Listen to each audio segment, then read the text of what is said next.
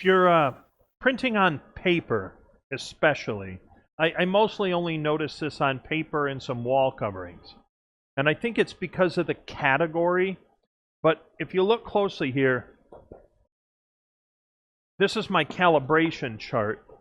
And what I have is at the end of the calibration chart, there's these wet ink smudges.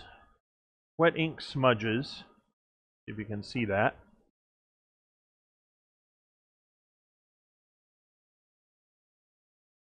And they have the little telltale squigglies that we get from our pinch rollers. So this was a paper that I built a preset for, and I did the speed, and I chose the temperature, and I picked the ink density, and then I named it, and then I said calibrate. And that's what this is. This is a calibration chart.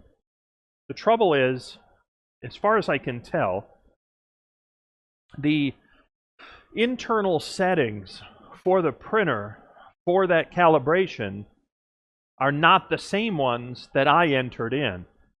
They're using a default setting for this material and for any material based on the paper category.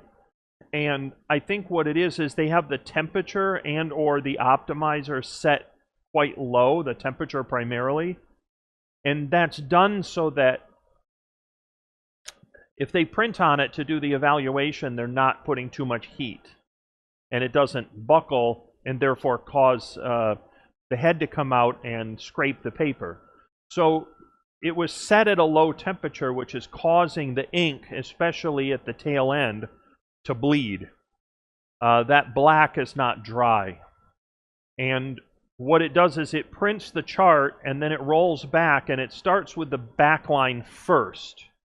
So it's not smudging until it starts rolling to the front line, and then it rolls into the pinch rollers and causes it to drag.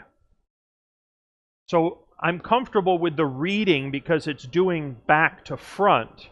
But then when the paper is done, I have ink trails being dragged across the paper. This is not entirely uncommon.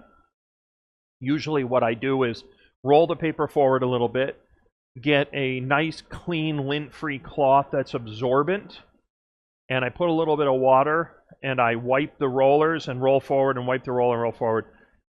That way I remove all of the ink from the rollers and it doesn't drag anymore, and then I just wait a little bit and then take it dry, do the same thing, and eventually no more ink.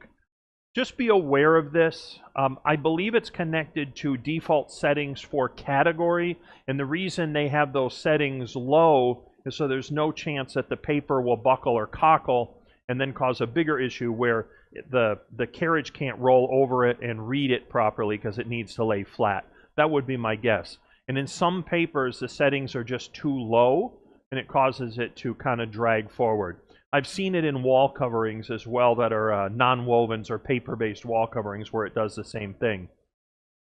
There's even been some isolated cases where the settings are low enough that effectively what's occurring is the material, the ICC can't be read because it can't read the registration points because they've bled.